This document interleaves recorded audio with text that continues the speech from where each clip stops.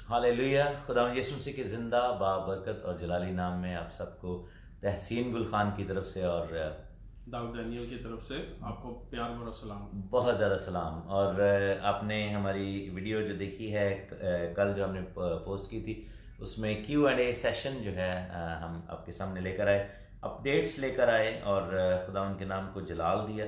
आज हम इसी वीडियो का दूसरा पार्ट लेकर आए हैं, क्योंकि हम चाहते हैं कि ज़्यादा से ज़्यादा मौका उठाया जाए दाऊद भाई इस बात से, इस यूनिक जो है वो इवेंट से, कि हम फिज़िकली एक दूसरे के साथ मौजूद हैं सेम रूफ के नीचे, and we can actually make these programmes together. So खुदावंद के नाम को जलाल मिले, सारा जलाल मसीह के नाम को मिले। और कुछ सवालात जो थे वो और फर्दर आए उन चीज़ों पर जो हम डिस्कस कर रहे थे। So we will not discuss those things further, but लेकिन we will actually address some of those questions even further. और फिर कुछ नए पॉइंट्स भी जो है उसमें ऐड कर सकते हैं फॉर कुछ टाइम जो हमारे पास है उसके मुताबिक। तो एक क्वेश्चन जो दाऊद भाई वो आया था, वो ये है कि ये जो मैंने मत्ती की इंजील 5वें बाब से क्वेश्चन आया था कि इस आयत को एक्सप्लेन किया जाए 5:18 कि मैं तुमसे सच कहता हूँ कि जब तक आसमान और ज़मीन टल ना जाएं, एक नुक्ता या एक शोशा तो रेत से हरगिज़ ना टलेगा जब तक कि सब कुछ पूरा ना हो जाए। तो मैंने इसको जो है वो कनेक्ट किया था लूका 24 बाब की 44वें आयत में लिखा है कि जहाँ पे कि खुदावंद ने कहा कि जो कुछ भी बातें मेरी बाबत लिखी हुई हैं। तो जिस भाई ने ये सवाल किया था उन्होंने एतराज़ ये किया कि भाई आप उस आयत को इस आयत के साथ कनेक्ट नहीं कर सकते क्योंकि कॉन्टेक्स्ट डिफरेंट है। और एक उन्होंने एक नया लफ्ज़ भी ईजाद किया है जो कि मुझे अब थोड़ा भूल गया, तो जो कि उन्होंने बताया कि इस इंग्लिश का कोई नया लफ्ज़ था जो कि मुझे नहीं समझ। तो उन्होंने कहा कि जी ये जो इस चीज़ को समझने में थोड़ी दुश्वारी हो रही। तो एक तो ये सवाल है। उसके बाद मेरे ख्याल एक सवाल और भी आया था कि आया हुक्म जो है, कोई एग्जांपल दी जाए कि आया हुक्म जो है वो मनसूख हो सकता है या नहीं हो सकता, इसके बारे में एग्जांपल दी जाए। तो हम इसके बारे में भी सीखेंगे और फिर हम ये देखेंगे कि सवाल को हम आगे बढ़ाते हुए हम ये भी देखेंगे कि आया ऐसा कुछ हो सकता है कि कोई ऐसी एग्जांपल्स हैं कि तब्दीली आई, हुक्म आगे बढ़े। और तीसरा फिर ये जो आपके पास जो पॉइंट था कि जो पहला आयत था उसमें क्या कबाहतें थी, मतलब कि उसमें कमज़ोरियाँ क्या थी, उसको पढ़ते वक्त, उसको समझते वक्त, उसको अमल में लाते वक्त ऐसी क्या कमज़ोरियाँ थी जो कि बाद में तब्दीली आने के बाद, मसीह की तब्दीली आने के बाद हम देखते हैं कि वो कमज़ोरियाँ जो हैं वो जाती रही। सो ये चीज़ें जो है वो हम इसको बिल्कुल सीखेंगे। सो इस पे आप अगर कुछ ऐड करना चाहते हैं, if you have any other points जो कि इसमें ऐड किए जाएं। मैं तो जैसे कि हमने वो जो वीडियो की थी अपनी इसके ऊपर शरीयत पे, और उसके अंदर मेन इम्पॉर्टेंट ये चीज़ थी कि एक भाई ने, वो कराची से हैं मेरा ख्याल है, उनका भाई का नाम है आमिर। तो भाई आमिर का क्वेश्चन ये था कि जी क्या मसीह ने जो है कोई शरीयत के अगेंस्ट कोई बात की थी, या शरीयत को यीशु मसीह ने मना किया था मनाने से या कुछ करने से। तो वो बिल्कुल हरगिज़ नहीं। और वो कहते थे क्या कैसे हो सकता है कि फिर यीशु मसीह जो है, तो मैंने उनको पहले भी ये जवाब दिया था लेकिन अभी भी मैं आपको ये देता चलूँ इसका जवाब। देखिए बात सिंपल सी है कि खुदावंद यीशु मसीह ने आके कहा था एक ही बात, राह, हक और ज़िंदगी मैं, I am the way, the truth and life. ये बड़ी इंपॉर्टेंट चीज़ है समझने के लिए। अगर आप एक न्यू टेस्टामेंट बिलीवर हैं और यीशु मसीह पे ईमान रखते हैं, उसने ये कहीं नहीं कहा था कि राह, हक और ज़िंदगी शरीयत में है, लेकिन उसने ये आपको ज़रूर कहा था कि राह, हक और ज़िंदगी मैं हूँ, क्योंकि उसने शरीयत को जो था ना फुलफिल कर लिया था। फुलफिल क्या होती है, फुलफिलमेंट क्या होती है? देखें तहसील में अगर हम कोई गिलास लेते हैं खाली और उसके अंदर जब पानी भरते हैं तो वो पानी जब भरा जाता है तो वो ग्लास पूरा भर जाता है। अच्छा, अगर उसको हम और भरते जाएंगे तो वो बाहर गिरना शुरू हो जाएगा। ठीक है, इसका मतलब होता है कि वो ग्लास फुल हो गया, उसको साइड पे रख दिया जाए और वो या किसी को सर्व किया जाए, एक और दूसरा ग्लास पकड़ा जाए जिसमें पानी भरा जाए। बाइबल जो है डिवाइडेड है दो हिस्सों में, एक है न्यू टेस्टामेंट और एक है ओल्ड टेस्टामेंट। तो जो ओल्ड टेस्टामेंट है वो भी उसकी भी एक मुद्दत थी, और न्यू टेस्टामेंट है वो जो अब है, अब हम स्टार्टेड है इस सारी चीज़ में। अब इन दोनों चीज़ों के अंदर हमेशा, जैसे हमने पहले भी बताया था, कि एक डिवाइडिंग लाइन है कि जो ओल्ड टेस्टामेंट था वो फिजिकल था, यानी कि जिस्मानी तौर पे आपने वो, न्यू टेस्टामेंट जो है वो रूहानी तौर पे है। हम क्या करते हैं, हमारी प्रॉब्लम कहाँ पे है कि हम रूहानी को जिस्मानी करने के चक्कर में पड़ जाते हैं। यहाँ पे जो मोड चेंज करते हैं या मोड को ओवरलैप कर रहे हैं। अब मैं इसके बारे में थोड़ा सा नज़रियात भी बता दूं। जो हिब्रू समझने वाले लोग हैं या हिब्रू रूट्स के वाले से जो बिलीव करते हैं, या मैसियानिक जुडाइज्म, पाकिस्तानी मैसियानिक जुडाइज्म को जो फॉलो कर रहे हैं, या ऐसे जो ग्रोह हैं जो तोरा को ज़्यादा अहमियत दे रहे हैं, वो इस आयत को थोड़ा सा यूँ इंटरप्रेट करते हैं। लिखे ना कि ये ना समझो कि मैं तोरेत या नबियों की किताबों को मनसूख करने नहीं बल्कि पूरा करने हैं। वो इस लफ्ज़ पूरा करने को जो है वो जिस तरीके से इंटरप्रेट करते हैं कि मैं इसको सही तरीके से एक्सप्लेन करने आया हूँ, ठीक है ना। चलें उस पोजीशन को भी अगर हम देख लें। दूसरी पोजीशन, जैसे भाई ने अभी बताया कि जैसे एक गिलास आधा भरा है तो उसको बाकी जो मिसिंग बिट था उसको बीच में ऐड करके उसको पूरा कर दिया, एक ये भी है। तीसरी पोजीशन जो है, जो कि बहुत सारी कलीसिया में लोग कहते हैं कि पूरा से मुराद ये है कि जो तकाजे पूरे होने को थे वो पूरे करके उसको अलहदा कर दिया, ख़त्म कर दिया, ठीक है। एंड देन दे से कि जब तक आसमान और ज़मीन टल ना जाएं, नुक्ता या शोशा नहीं टलेगा, तो स्ट्रॉ मैन आर्ग्यूमेंट ये है कि अगर आसमान और ज़मीन मौजूद हैं तो दैट मीन्स के वो नुक्ते और शोशे अभी तक फुलफिल नहीं हुए, और अगर नहीं हुए तो फिर जो है बाय डिफ़ॉल्ट चीज़ें लागू की लागू, ठीक है ना। दैट्स द आर्ग्यूमेंट, ठीक है ना, जो मैं चाह रहा था कि आपके सामने उसको एक्सप्लेन करें। अब इसको एक्सप्लेन करने के लिए हम जो है वो उसको क्या देखेंगे, ये पोजीशन जो जैसे भाई ने अभी बोला वो बिल्कुल ठीक वो पोजीशन भी है, क्योंकि इसका सबूत कहाँ पे मिलेगा। इब्रानियों के ख़त की पहले चैप्टर की पहली आयत में देखें, दाऊद भाई लिखे कि अगले ज़माने में खुदा ने बाप दादा से हिस्सा ब हिस्सा और तरह ब तरह नबियों की मार्फत कलाम, ठीक है। अब क्या था कि जो वन पोजीशन है कि उसको पूरा किया जा रहा है, उसको बिल्ड किया जा रहा है। अब ये देखें कि तौरेत जो है वो एक बुनियाद के तौर पर रखी, लेट से हम देखते हैं कि दीवारें उठाई हैं वो नबियों के सहीफों की उठा ली और नए ऐद ने आकर छत भी डाल दी, ठीक है, उसको पूरा कर दिया। तो या फिर ये था कि जो मिसिंग बिट्स थे, अब जैसे आप ये देखें कि हर बात तौरेत में भी नहीं लिखी, बिल्कुल जितने भी नबूवत की सहीफे हैं या नबूवती कलाम है, नबूवत की चीज़ें हैं, अगर हम उनको बाइबल में से निकाल दें तो हम सिर्फ तौरेत पर तो रिलाई नहीं कर सकेंगे ना ईमान की बेस के लिए। अगर ऐसी बात की होती तो हम सिर्फ ये 5 किताबों को लेके पे बैठे रहते, ठीक है। तो लेकिन अच्छा ये भी डेंजर है कि क्या ये ग्रोह जो है ये आहिस्ता आहिस्ता लोगों को पीछे की तरफ लेके जा रहे हैं। वो कहते हैं कि नहीं सिर्फ 5 किताबें ही हैं, बस उसको समझो, और ये भी एक डेंजर है। अगर ऐसी बात होती तो फिर खुदावंद को नबूवती कलाम और किताबों को भेजने की जरूरत ही ना पड़ती। दैट मीन्स कि वो कमी थी जिसको खुदा ने पूरा किया नबियों को भेज के, लेकिन फिर भी कमी थी, उसको उस सारी कमी को किसके थ्रू पूरा किया? मसीह यीशु में, ठीक है ना, अंजील के थ्रू, मसीह यीशु में, नए अहद के थ्रू। और जो हम में कमी थी उसको पूरा करने के लिए अपनी रूह को भेज दिया, यानी कि नजात का काम किया, तौबा करवाई, बपतिस्मा दिलवाया, और उसके बाद रूल कुल्स को भेजा कि जो हमारी कमियां हैं उसको ख़त्म किया जाए। अब ये जो बात यहाँ पर मत्ती की इंजील में की जा रही है, जिसको मैंने उसके साथ एक्सप्लेन किया था, वो ये बात थी अजीज़ों के यहाँ पे लिखे ना, जब तक ये चीज़ें पूरी ना हो जाएं नुक्ता या शोशा नहीं टलेगा। ये अमली शरीयत की बात नहीं हो रही।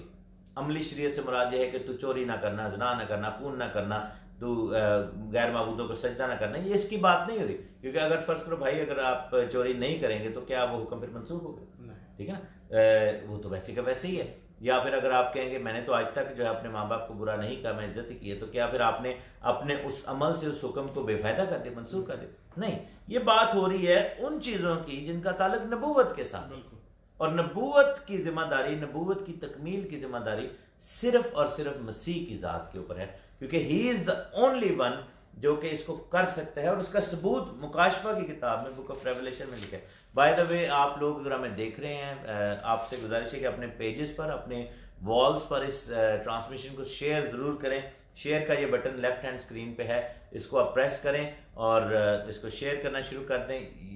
यहाँ पे है ये बटन है, तो इसको प्रेस करें और इसको शेयर करना शुरू कर दें, and then you will invite your friends. Bible में लिखा है मुकाशफा की किताब 5वें बाब में, और फिर लिखा है कि उसकी पहली आयत में, तख्त पर जो बैठा था मैंने उसके हाथ में एक किताब देखी जो अंदर और बाहर से लिखी हुई थी, और उसे 7 मोहरें लगाकर बंद किया गया था। फिर मैंने एक और जोरावर फरिश्ते को बुलंद आवाज से ये मुनादी करते देखा कि कौन इस किताब को खोलने और उसकी मोहरें तोड़ने के लायक है। कोई शख्स आसमान पर या ज़मीन पर या ज़मीन के नीचे, यानी सारे तबकात में कोई भी शख्स लिखा है कि उस पर उसको खोलने या उस पर नज़र करने के काबिल ना निकला। फिर आगे जाकर कहता है कि जो है वो जब ये रोने लग गए यूहन्ना, तो फिर बुजुर्गों ने कहा कि नहीं, एक है जो कि यीशु मसीह है। लिखा है कि यहूदा के कबीला का वो बब्बर जो दाऊद की असल है, वो ही इस किताब को खोलने और इसकी मोहरों को खोलने और इस पर नज़र करने के लिए गालिब आया है, क्योंकि वो ज़बा किया हुआ बर्रा है। और वो किताब कौन सी है, मेरे साथ आप देख सकते हैं खुरूज की किताब 34वें बाब में ये जो सेट ऑफ लॉज इसकी बात हो रही है। खुरूज की किताब में हम देखेंगे उसको, उसके अंदर जाएंगे 34वें बाब में, सॉरी 32वें बाब में, सॉरी 32 बाब और उसकी 15वीं है। लिखा है कि मूसा शहादत की लोहें हाथ में लिए हुए उल्टा फिरा और पहाड़ से नीचे उतरा, और वो लोहें इधर से और उधर से दोनों तरफ से लिखी हुई थी। तो ये जो साइन है कि दोनों तरफ से वो बुक लिखी हुई है, this is actually talking about book of law, ठीक है ना। सो बुक ऑफ लॉ को अप्लाई करने के लिए, उसको पूरा करने के लिए, उसको खोलने के लिए, उसकी मोहरों को खोल के उसको जो है वो उसकी एप्लीकेशन के लिए there is only one person पूरी कायनात में जो ये काम कर सकता है, and that is Christ himself and nobody else. चाहे वो आसमान में रहता हो, जमीन पर या जमीन के नीचे, ठीक है। तो फिर ये जिम्मेदारी किसकी हुई भाई? ये जिम्मेदारी तो मसीह की हुई।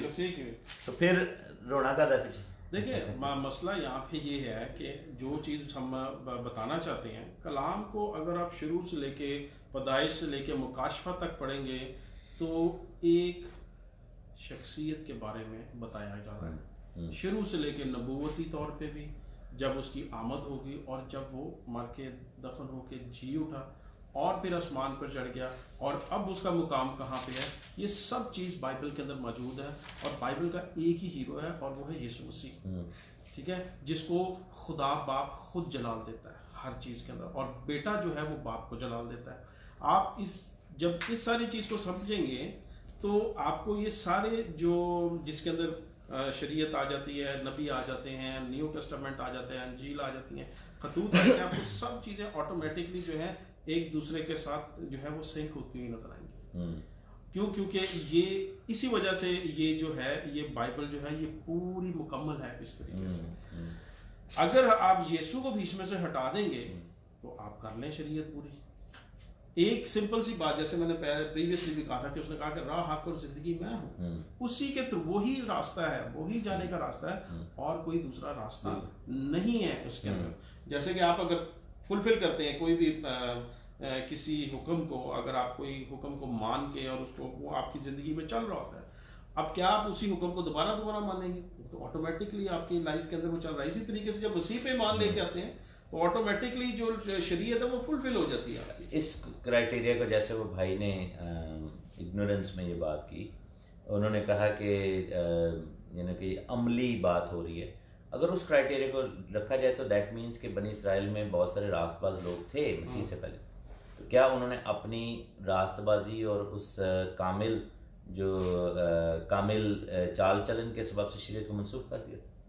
मसलन अगर फ़र्ज़ करो, अगर पूरा बनी इसराइल, लेकिन ना कि जब तक ये शरीयत का एक नुक्ता या शुश है, फसा का कानून है, अगर पूरा बनी इसराइल जब था वो फसा सारे मनाते थे, तो जब उन्होंने मना लिया तो दैट शोज के फिर वो खत्म हो जाना चाहिए, खुद ही खत्म हो जाना चाहिए, क्योंकि वो कहेंगे हमने ये तो पूरा कर लिया, अब ये पूरा हो गया, अब नेक्स्ट ये वाला। इस तरह तो 613 है काम है, तो 613 दिन में पूरी शरीयत हम साइड पे कर सकते हैं। दैट मीन्स कि वो इस चीज़ की बात नहीं हो रही, वो बात हो रही है लोगों को मकसद समझने की ज़रूरत है। एक और बात भी, ये गलत फहमियाँ मिटा दें कि हम शरीयत के अगेंस्ट बोल रहे हैं, कोई भी नहीं बोलता, पौलुस ने भी नहीं बोला हम शरीयत के अगेंस्ट नहीं बोल रहे, हम उसकी जो है वो उसकी एक्सप्लेनेशन लोगों को बता रहे हैं कि हर एक चीज़ का एक मकसद है। शरीयत का जो मकसद है, जिस मकसद के लिए वो दी गई है या जिस मकसद के लिए उसको रखा गया था, उस मकसद को समझने की कोशिश करें, और फिर जो फजल है और खुदा यीशु मसीह का आना है और पाकरू का मकसद है जो उसको सुपरसीड करता है, उसको समझने की कोशिश करें। अब जैसे रोमियो में ही देखें, रोमियो का खत उसके 6 बाब में देखें और उसकी 13वीं आयत में लिखा है कि अपने एज़ा नाराज़गी के हथियार होने के लिए गुनाह के हवाले ना किया करो। ऑब्वियसली लोग जो खुदा के हुक्मों को तोड़ते हैं वो गुनाह कर रहे हैं। लिखे कि अपने आप को मुर्दों में से जिंदा जानकर खुदा के हवाले करो। अब ये किसी किताब, किसी काहन, किसी इंसान की, किसी सेट ऑफ लॉ के या किसी ऐसी चीज़ के हवाले नहीं किया जा रहा कि आप जो है 10 कमांडमेंट्स के हवाले करो। वो चीज़ें ऑटोमेटिकली ज़िंदगी में होंगी, लेकिन लिखे कि जानकर खुदा के हवाले करो। खुदा के हवाले करने का तरीका कार क्या है कि जब हम रूह में मामूर हो जाए, लिखे कि अपने एज़ा रास्तबाजी के हथियार होने के लिए खुदा के हवाले कर दो, इसलिए कि गुनाह का तुम पर इख्तियार ना होगा। क्योंकि वो चीज़ जो गुनाह का इख्तियार हमारे ऊपर बनाती थी वो क्या थी? वो लॉ जब ब्रेक हो रहा था तो तब गुनाह का इख्तियार होता था। मसलन अगर आपने इशारा तोड़ा है तो अगर लॉ ही जो है वो उसके ऊपर पर्दा कर दिया जाए तो फिर इशारा जो है वो खत्म हो जाएगा। और मुझे इसकी एग्जांपल याद आती है कि हमारे उधर सड़क पे ना एक कैमरा लगा हुआ था 30 की स्पीड का, तो उसमें से गुजरते थे तो हमें टिकट लग जाती थी। लेकिन एक टाइम आया कि उन्होंने उस कैमरे को खत्म कर दिया। उन्होंने क्या किया, उसके ऊपर गुलाब चढ़ा दिया, एक बैग चढ़ा दिया। कैमरा तो वहीं पे था लेकिन अब वो बैग चढ़ा हुआ है, दैट मीन्स कि आप 30 के 60 50 पे भी जाएं, क्योंकि अब उसकी जरूरत नहीं रही, ठीक है ना। और उन्होंने कहा कि गुनाह का तुम पर इख्तियार ना होगा क्योंकि तुम शरीयत के मातहत नहीं बल्कि फजल के मातहत हो, यानी कि मोड चेंज हो गया है, ठीक है ना। अब वो चीज़ जो है वो उसको फर्क तरीके से खुदावंद हमारे सामने रख रहा है। मैं भी एक ज़माने में यही सोचता था और मैं एक्चुअली इस तालीम का बड़ा हामी था कि जितना कर सकते हैं उतना करिए। ये जो कल मैंने बात की थी कि as much as we can do, जितना हम कर सकते हैं वो तो करें, बाकी फजल हमें कवर करेगा। ये एक जो डेंजरस तालीम है, ये ठीक नहीं है। फजल हमें बचे कुचे के लिए कवर नहीं करता, फजल हमें हर चीज के लिए कवर करता है। हालेलुया। फजल हमें शुरू से आखिर तक कवर करता है और फजल ही के तहत हमसे जो है खुदावंद अपने अहकाम की पैरवी भी करवाता है, लेकिन किसी सजा के डर से नहीं बल्कि इस बात से कि अब मुझ पर सजा का हुक्म नहीं है, लेकिन मैं आज़ादी के साथ जो है वो उस चीज़ को कर सकता हूँ। और इसके अंदर देखें तहसीन भाई, ये मैं बताता चलूँ जो हमारे अजीज व्यूअर्स हैं, देखें लॉ और ग्रेस के अंदर, शरीयत और फजल के अंदर ये समझ, जैसे कि आपने इकोनॉमिक्स जब पढ़ते हैं ना तो उधर एक लॉ है कि डिमांड और सप्लाई का। तो लॉ जो है वो हमेशा हमारे से, शरीयत जो है वो डिमांड करती है, ठीक है। जैसे कि खुदा उसके अंदर आपको जो है ना वो देता हुक्म कि तू ये ना करना, तू ये ना करना, thou shall not, thou shall not, thou shall not. उसके अंदर हर चीज़ आपको जो है ना आपसे डिमांड की गई, इंसान से डिमांड की गई है, ठीक है। लेकिन जब आप फजल को देखते हैं ना, जब उस साइड पे आते हैं तो वहाँ पे सप्लाई है, वहाँ पे खुदा जो है अपना फजल दे रहा है। वो इंग्लिश में ये लिखा हुआ है कि I shall be merciful to your unrighteousness and your lawless deeds and your sins I will remember no more. मेरा ख्याल ये गालिबन इब्रानियों का 8वें बाब के अंदर जो है ना ये आयत लिखी हुई है कि वो तुम्हारे गुनाहों को दोबारा मुड़ के याद भी नहीं करेगा। तो ये एक सप्लाई है, ये खुदा बेसिकली ज़बूर 103 का कोटेशन वहाँ पे जैसे लिखे ना कि जैसे पूरब से पश्चिम दूर है, खुदावंद हमारे गुनाह को फेंक देगा। बिल्कुल बिल्कुल। तो बिल्कुल आप सही बात कर रहे हैं। सिस्टर एवलिन पीटर ने बड़ी अच्छी बात की, उन्होंने कमेंट किया, उन्होंने कहा कि आदम को तो सिर्फ एक हुक्म दिया गया था, बिल्कुल, उसको भी पूरा ना कर सका, इसलिए तो यीशु को आना पड़ा। अगेन वही बात है कि बाय नेचर जो है जब हम इन चीज़ों को देखते हैं तो देन वी रियलाइज, अच्छा रीज़न क्या है, इसको भी हमने समझना है। क्योंकि मैं चूँकि ऐसी तंजीमों का हिस्सा रह चुका हूँ, ऐसी तंजीमों को बड़ा क्लोजली काम कर चुका हूँ, जो सोच उस वक़्त हमारे जहन में थी जिसकी वजह से हमने इस चीज़ को प्रचार किया, वो ये है कि मिस यूज़ ऑफ ग्रेस। बिल्कुल। ये जो पेंटिकॉस्टल तंजीमें या ऐसी कोई तंजीमें हैं जो कि ग्रेस को बहुत ज़्यादा मिस यूज़ कर देती हैं और वो बेरा रवि और बेजा आज़ादी को ग्रेस का नाम लेते हैं, तो उसकी रिटेलिएशन में ये तंजीमें उठी थी कि जी हम तो ये नहीं मानते, हम मोरालिटी को देखें, बजाय इसके कि वो रूल कुछ को मौका देते, उन्होंने जो है वो दूसरी तरफ अपने आप जजमेंट अपने हाथ में ले ली ना, जजमेंट स्टेप बैक कर। अब बात ये है कि उसमें भी एक रीज़न था, रीज़न ये था कि रूल कुछ की बपतिस्मे को और रूल कुछ की नेमतों को भी बड़ा मिसयूज़ किया गया तंजीमों की तरफ से। अब प्रॉब्लम यह है कि अगर एक शख्स जो है वो किसी चीज़ को मिसयूज़ कर रहा है, जैसे पौलुस भी यही कहता है ना कि अगर शरीयत जो है अगर गुनाह के सबब से फजल आता है तो क्या फिर मैं गुनाह ज़्यादा करूं ताकि ज़्यादा फजल है। नहीं, उसने कहा कि नहीं, इसका मतलब ये नहीं है, फजल को हम मिसयूज भी नहीं कर सकते, but on the other side हम ये भी नहीं कह सकते कि हम फजल को रिमूव भी कर दें, you know, that is the wrong step people have taken. और उस वजह से उन्होंने कहा कि they took the step back and they try to realise कि नहीं ये ऐसे है वैसे है, सच्चाई को हमने देखना है। लेकिन अगेन बात है कि डेंजर ये है कि इस चीज़ में जब आप पढ़ते हैं तो लोगों को आप जो है वो उस सेल्फ जस्टिफिकेशन की तरफ ले जाते हैं। जैसे कल हमने बात की थी ना सेल्फ विल की, कि जी मैं इतना कर रहा हूँ 100 में से इन्वेस्टमेंट जैसे थी कि जी आप 70% आप कर लो, बाकी 25% मैं कवर कर लूँ, बाकी फजल जो है वो कवर कर लेगा। देखिए यीशु ने एक बात कही थी कि आप जो है ना, you can not put the new wine into the old wine skin, ठीक है जी। आप जो है नई मैं जो है पुरानी मैं की मशकों में नहीं डाल सकते, क्योंकि वो दोनों जो है वो फर्मेंट हो जाएंगे, वो फट जाएंगे, ठीक है जी। अब इस बात को यहाँ पे शरीयत और फजल की जो है ये यीशु मसीह उसको बता रहा है कि हम इन दोनों को मिक्स करके नहीं चला सकते कि जी हम कुछ यहाँ से शरीयत से दे दिया, कुछ फजल जो है बाकी कवर कर देगा, नहीं।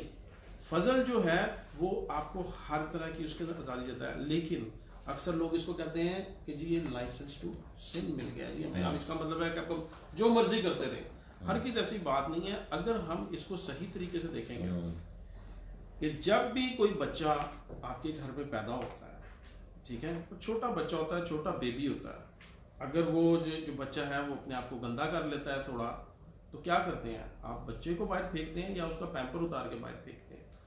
मैं आपको यही चीज़ बताना चाहता हूँ, तो बल्कि आप उस बच्चे को साफ करते हैं, उसको बिल्कुल नीट एंड क्लीन, और माँ बाप उसको प्यार करते हैं, ठीक है। इसी तरीके से जब आप यीशु मसीह में आते हैं, आप बॉन्ड अगेन एक स्पिरिचुअल बच्चे होते हैं जो बिल्कुल छोटे होते हैं। इसलिए आप जो हुन्ना का वो पढ़ेंगे ना, तो वो 3 स्टेजेस 4 स्टेजेस को एड्रेस करता है कि वो ए मेरे बच्चों, ए मेरे, अब वो फिर उसके बाद जो है जवानों के बारे में करता है, फिर वो बाप जो होते हैं उनके बारे में करता है, फादर्स के बारे में करता है। इसलिए वो स्पिरिचुअल स्टेजेस हैं।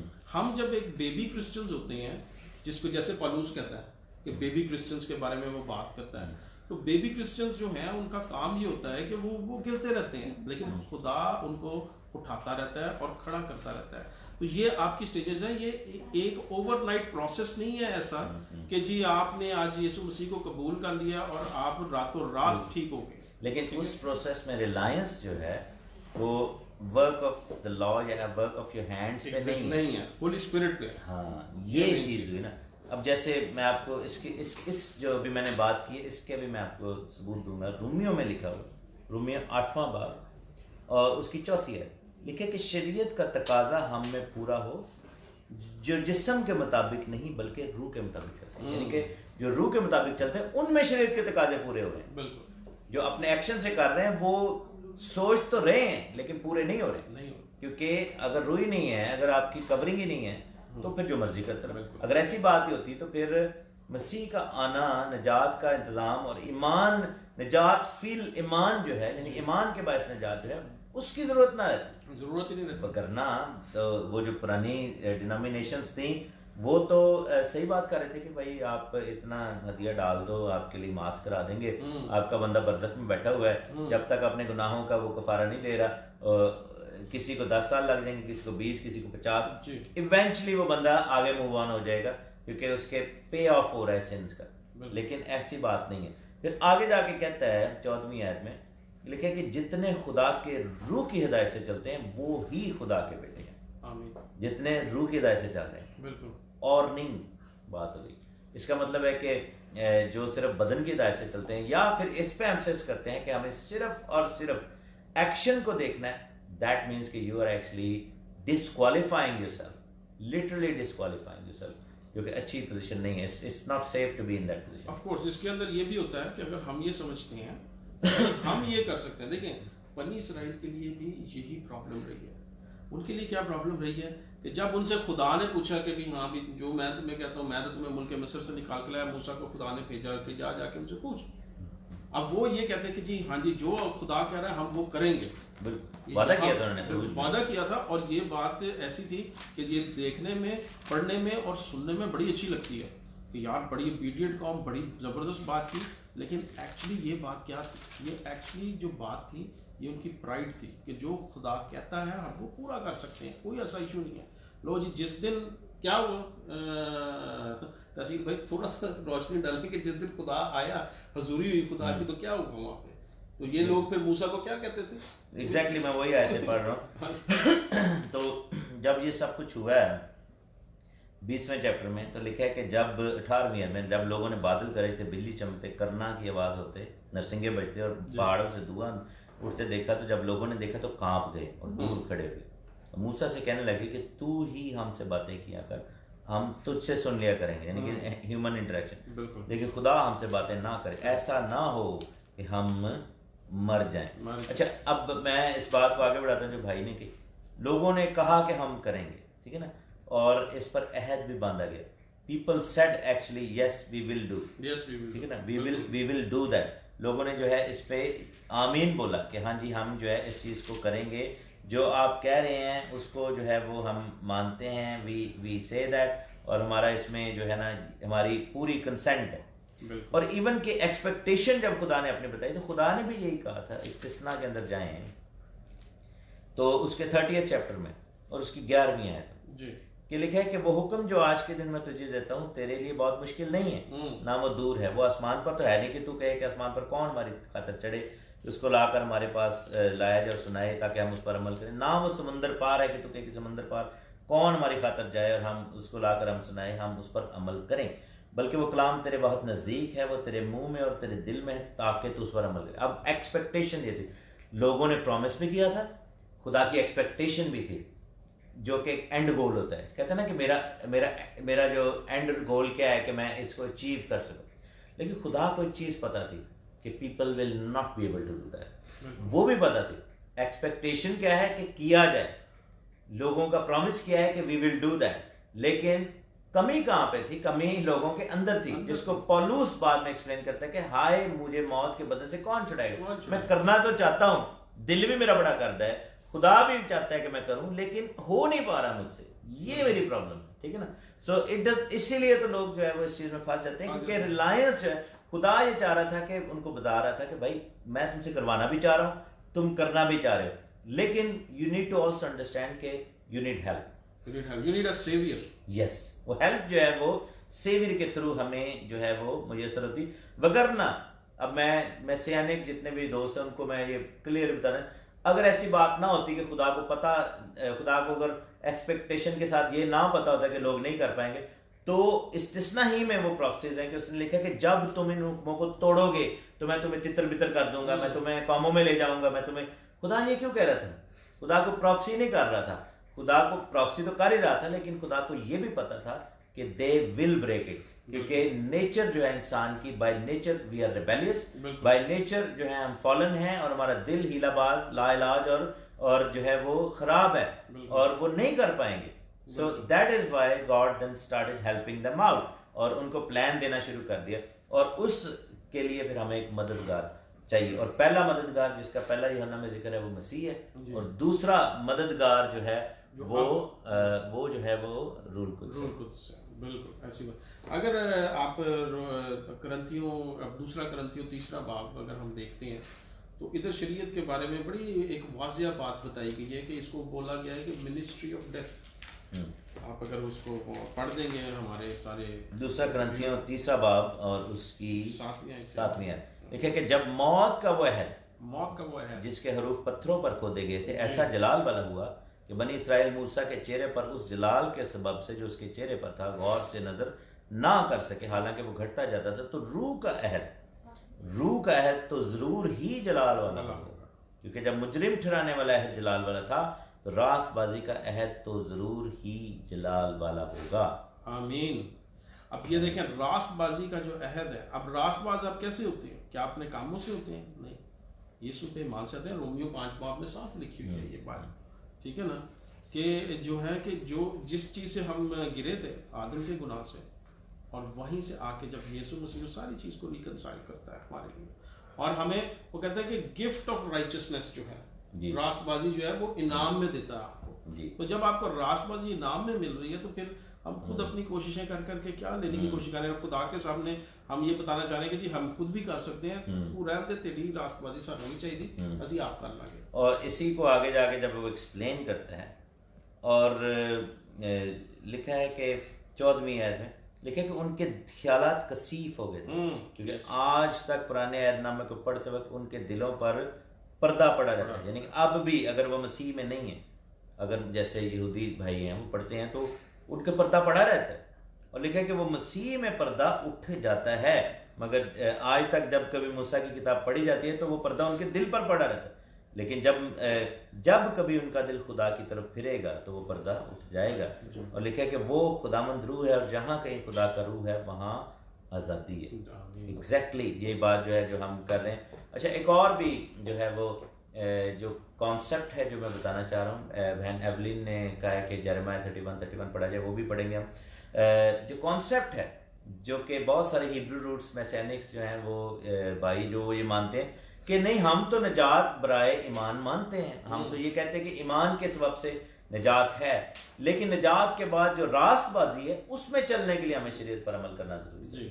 तो हम रास्तबाजी को पाने के लिए नहीं कर रहे, जैसे आप के बहुत सारे लोग ये कहते हैं ना, क्योंकि कुछ लोग जब क्रिटिसाइज करते हैं वो कहते हैं जी नहीं आप शरीयत पर इसलिए बात करें कि हम तो निजात ईमान से पा रहे, वो कहते हैं वो तो हम भी कहते हैं, लेकिन ईमान पा लेने के बाद जो है अब हमें शरीयत पर फुली अमल करना है, कायम कैसे रहना है, कायम रहना है उसमें। तो इसका जवाब आप थोड़ा सा दे दें। देखिए जी, कायम जो है वो ऑटोमेटिकली आप जब मसीह में आ गए हैं ना तो आप ऑटोमेटिकली उसके अंदर कायम ही कायम है।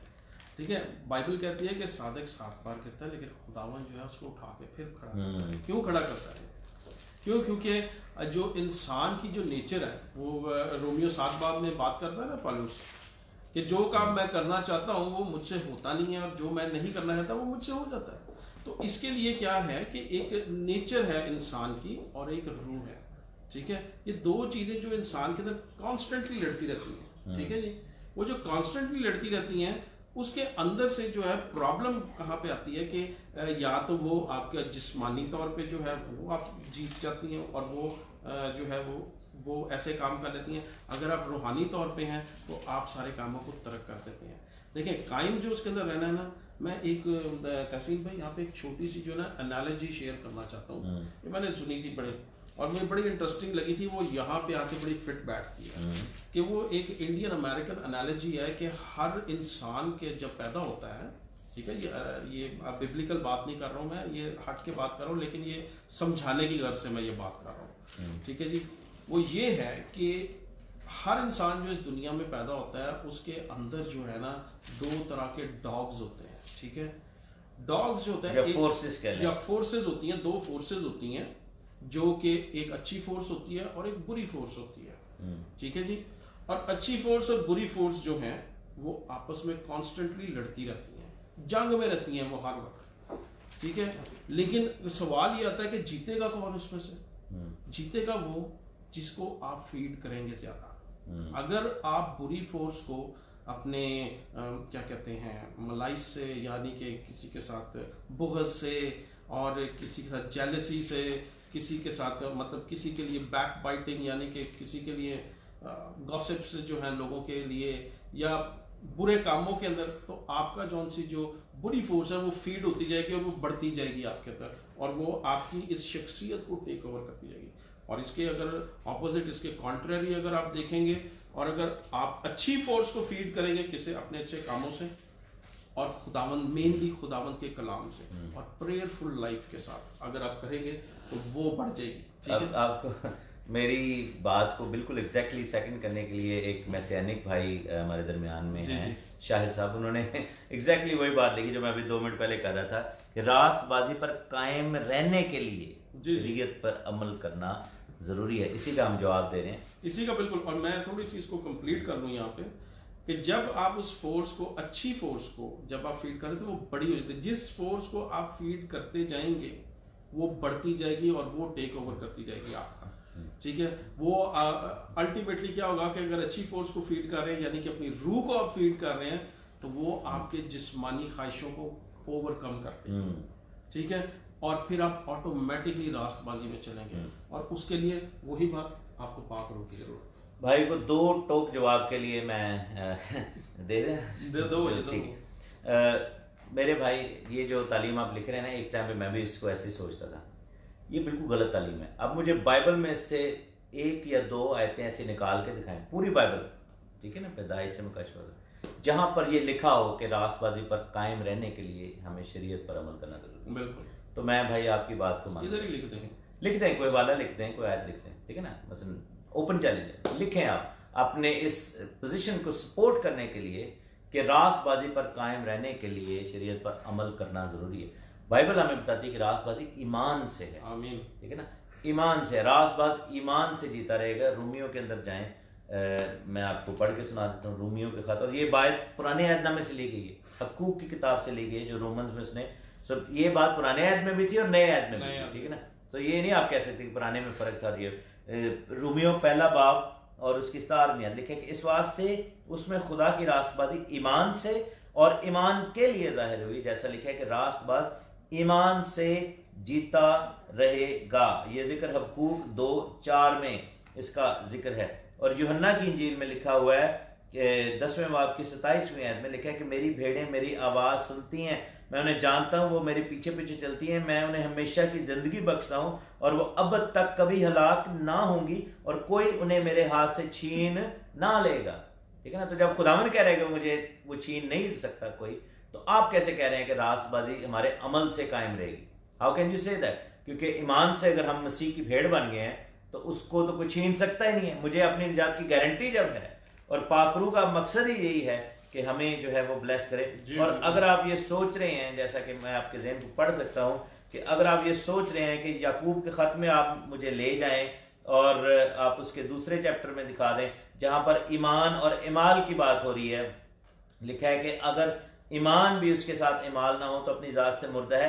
तो ये बात जो हो रही है वो तौबा के माफिक फल लेने की बात हो रही है, जिसमें पाकरू की हिदायत को आप छोड़ देते हैं। ये बैक स्लाइड होने की बात हो रही है। लेकिन अगर शख्स बैक स्लाइड है ही नहीं है और वो वाकई जो है वो खुदावन के रूह की हिदायत में चल रहा है, रूह का काम उसकी जिंदगी में हो रहा है, रूह के फल उसकी जिंदगी में नेमते हैं, तो उसको पर्टिकुलरली साइड पे इमाल के बारे में सोचने की जरूरत ही नहीं पड़ेगी, क्योंकि खुदा का रूह उसके अंदर ऐसा काम कर रहा होगा कि उसका हर अमल जो है वो रास्तबाजी का अमल होगा। और यही बात याकूब भी बात कर रहा है कि ईमान और अमल कैसे जब मिलता है, कि जब जैसे लिखे ना कि जैसे बदन बगैर रूह के मुर्दा है, वैसे ईमान भी बगैर इमाल के मुर्दा है। ये ईमान और रूल कुद्स की बात हो रही है। अगर आपका ईमान जो है वो रूल कुद्स की हिदायत के नीचे है और आप ईमानदाराना जिंदगी रूल कुद्स के थ्रू जो है वो बसर कर रहे हैं, तो फिर आपकी जिंदगी में मुर्दा ईमान नहीं होगा।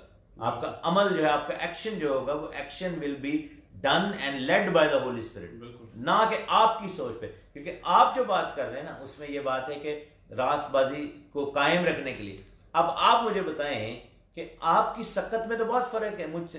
अब जैसे आप पाकिस्तान में बैठे हुए हैं, आप बहुत सारी चीज़ों पर अमल करने के लिए इसराइल के मुल्क जा नहीं सकते, अब मैं जा सकता हूँ। तो क्या फिर इसका मतलब है कि मेरे पास अगर ज़्यादा सकत है तो मैं आपसे ज़्यादा रास्तबाज हो सकता हूँ, ज़्यादा रास्तबाजी का दावा कर सकता हूँ, क्योंकि मैं ज़्यादा एक्शन कर सकता हूँ ना। अगर मैं आप 10 में से 5 कर सकते हैं और मैं आ जाऊँ, मैं कहूँ जी मैं तो 7 कर रहा हूँ, तो डज इट मीन कि मेरी रास्तबाजी शाहिद की रास्तबाजी से ज़्यादा बड़ी? नहीं, ऐसा नहीं है। आप जहाँ पर भी हैं, खुदा के रूह में आप रास्तबाजी के अंदर कायम होते हैं। देखें, ये शाहिद साहब जो हैं, मैं आपकी बात को आगे बढ़ाते हुए, ईमान और अमाल की जहाँ तक बात है ना, कि जब कोई शख्स ईमानदार होता है और उसके अंदर वो ईमान है ना सारी चीज़ का, तो उससे जो है उसका जो फ्रूट है ना, उसका जो आगे नतीजा निकलता है वो उसके अमाल निकलते हैं। जैसे कि वो इसके अंदर याकूब के ख़त के अंदर बताता है कि अगर तेरे पास वो कोई आता है भूखा आता है तो उसको खाना खिलाता है। ईमान का तकाजा क्या है कि मेरे पास कुछ है या नहीं है, मैं उसको केटर करूं, ये मेरा ईमान है। ठीक है जी, ये मैं समझाने की घर से शायद साहब। और बिल्कुल दूसरी बात, रूह का अमल जब आता है तो मैं गलतियों में आपको ले जाता हूँ। कहता है गलतियों 5:22 में, रूह का फल मोहब्बत। रूह कैसे अमल करवाती है? मोहब्बत अमल है ना, मोहब्बत कोई किसी से करे तो ये एक्शन है। खुशी, इत्मीनान, तहम्मुल, मेहरबानी, नेकी, ईमानदारी, हिलम, परहेजगारी, और लिखे कि ऐसे कामों की। तो ये वो काम है जो रूह के हैं। रूह काम करवा रहा है भाई हमसे, तो रूह के ऊपर आप रिलाई करें। आप अगर रूह से मामूर ही नहीं है तो फिर जो है वो आप कैसे ये काम। अदालत का कॉन्सेप्ट भाई, अगेन वही बात है कि आपको किसने ये इख्तियार दिया है कि अदालत के बारे में आप बात करो। अदालत का कॉन्सेप्ट ये है कि अदालत जो है वो मसीह के इख्तियार में है, और हम पर लिखे है कि उन पर सजा का हुक्म नहीं है, जो मसीह पर ईमान लाए, जो रास्तबाजी पा चुके हैं और उनकी अदालत जो है वो हो चुकी है, क्योंकि जो है ईमान की, बिल्कुल अदालत ईमान के सबब से, बिल्कुल अदालत वो लिखी हुई है, ये होना 3 बाब में अदालत लिखी हुई है आपकी, बिल्कुल वो हो चुकी हुई है। बिल्कुल आप देख सकते हैं, आप खुद देखते हैं, ये हुन्ना का 3रा बाब निकाल लेंगे आप, 17 से लेके 19 आयत तक आप पढ़ लीजिए, तो आपको पता चल जाएगा कि आपकी अदालत हो चुकी है या नहीं हो चुकी है। अब सिर्फ रह क्या गया है, यीशु पे ईमान लाना। अगर आप उस पे ईमान लेके आए तो आप नजात याफ्ता हैं, अगर आप ईमान नहीं लेके आए तो आप नजात याफ्ता नहीं है। कायम रहने वाली जो बात है ये आपके अपने एफर्ट्स हैं। आप खुदा को बताना चाह रहे हैं कि जी, या आप श्योर ही नहीं है कि जी मैं नजात याफ्ता भी हूँ, फिर ही आप कह रहे हैं ना मैंने कायम कैसे रहना है उसके। तो कायम तो आपको पाकरू रख रहा है, तो यानी कि खुदा ने तो आपके लिए एक ऐसा रास्ता खोला है, उधर से यीशु मसीह आपको दिया जिसकी वजह से आप नजात याफ्ता हुए, और उसके अंदर जो है उसकी सारी बरकतों को लेने के लिए आपको पाकरू दे दिया उसने, कि जिससे आप जो है वो कायम दायम रह के जो है अपना सारा आगे जो है अपनी जर्नी जो है आपकी जो डेस्टिनेशन जो खुदा ने मुकर्रर किया उस तक पहुँचे। बिल्कुल। और गलेशियंस में यही बात वो आगे से कहता है कि गलेशियंस 3 उसके 12 में कि शरीयत को ईमान से कुछ वास्ता नहीं है, शरीयत को ईमान से कुछ वास्ता नहीं है। ईमान का ताल्लुक जो है वो ईमान की अंदर अमल की आमेजिश नहीं है। ये जो है ये बात आपको समझाने की कोशिश की जा रही है। और रूह का काम जो है वो जो है वो आप से खुदावन की ताबेदारी करवाना है, लेकिन जो शरीयत के अमाल हैं वो आपकी अपनी एफर्ट की बात हो रही है। अगर आप ये कह रहे हैं कि मैं रूल कुदस पर रिलाय नहीं करता, लेकिन मैंने 10 अहकामों में से 2 पढ़े हैं, 3 पढ़े हैं, या 613 में से 300 पर मैं अमल करूंगा क्योंकि मैं ये करना चाह रहा हूँ, तो वो रिलायंस आपकी चेंज होगी। तो ये नज़रियात का फ़र्क है। एक और क्वेश्चन था कि जी क्या ऐसा मुमकिन है कि कोई हुक्म मनसूख हो जाए, तो उसको भी जल्दी से देख लेते हैं भाई। इब्रानियों के खत में बड़ा क्लियरली लिखा हुआ है, इब्रानियों मेरा ख्याल वो आमिर भाई हैं कोई कराची से जिन्होंने किया, 7वां बाब 18 लिखा है कि गर्ज पहला हुक्म कमज़ोर और बेफ़ायदा होने के सबब से मनसूख हो गया। किस हुक्म की बात हो रही है? अगर कोई कहे कि जी ये तो कहानत की बात हो रही है ना, कहानत की बात हो रही है, तो भाई मनसूख तो हुआ ना, बिल्कुल, चाहे 1 हो या 2 हो। अब एग्जाम्पल आपको देते हैं कि एक हुक्म था कि जी खैमा बनाया जाए। अब आप ये देखें कि जैसे ही हैकल बनाने की बात आती है, दाऊद ने और सुलेमान ने डिसाइड किया कि अब हम पत्थर का घर बनाएंगे, तो वो खैमे वाले काम किधर गए? वो ख़त्म हो गए ना, उनकी ज़रूरत नहीं रही, और जो है वो चीज़ें जो थी वो पीछे हो गई। इसी तरह वो तमाम अहकाम जो कि बेफ़ायदा अब ठहर गए, अब उनके ऊपर अमल करने की ज़रूरत नहीं रही, तो वो जो है वो सब ख़त्म हो गई। अब सवाल है कि क्या अदालत ईमान की होगी? बिल्कुल अदालत ईमान की होगी। जो ईमान नहीं लाए वो निजात नहीं पाएंगे। साफ लिखा हुआ है, ये मेरे साथ देखें, यूहन्ना की इंजील उसके 3 बाब में जाएं और उसकी आयत नंबर 17, 18, 19, 16 में पढ़े। लिखा है कि खुदा ने दुनिया से ऐसी मोहब्बत रखी कि उसने अपना इकलौता बेटा बख्श दिया ताकि जो कोई इस पर ईमान लाए हलाक ना हो बल्कि हमेशा की जिंदगी पाए। और 18 में लिखे कि जो कोई उस पर ईमान लाता है उस पर सज़ा का हुक्म नहीं होता, जो उस पर ईमान नहीं लाता उस पर सज़ा का हुक्म हो चुका, इसलिए कि खुदा के इकलौते बेटे के नाम पर ईमान नहीं लाया। और मरकज़ की इंजील में खुदावंद यीशु मसीह के अल्फाज हैं, मरकज़ की इंजील 16वें बाब की 16वीं आयत में, जो ईमान लाए वो बपतिस्मा ले वो निजात पाएगा, जो ईमान ना लाए वो मुजरिम ठहराया जाएगा। सो ये चीज़ बड़ी क्लियर है भाई ईमान के। और आपकी इन्हीं बातों की वजह से मैं तो भी डिफेंड कर रहा था, मैं कह रहा था कि लोग कहते हैं कि हम तो ईमान रखते हैं, आगे की बात करें, ऐसी बातें जो आप करते हैं ना, इनकी वजह से लोगों को फिर समझ आ जाती है कि आप निजात के लिए भी जो है ना वो कंफर्म नहीं है, श्योर नहीं, हाँ, और आपको लग ही नहीं रहा कि अभी तक आप निजात पा चुके हैं। बिल्कुल। So thank you very much again आप सबके इस टाइम देने के लिए। खुदावंद आप सबको बड़ी बरकत दे, खुदावंद आप सबके साथ हो। अभी हम निकलेंगे बाकी चीज़ों के लिए। Thank you very much Dawood भाई कि आप साथ हुए और हमें ये मौका मिला कि हम फर्दर डिस्कशन कर सकें। आप लोग जो हमारे साथ शामिल थे, अगर आप लेटर ऑन इस प्रोग्राम को देख रहे हैं, please share it with as many people as you can do, so then transmission can be shared with all your friends and family. Stay safe, stay blessed, and then keep growing in the Holy Spirit. खुदा आपको बड़ी बरकत दे। God bless you.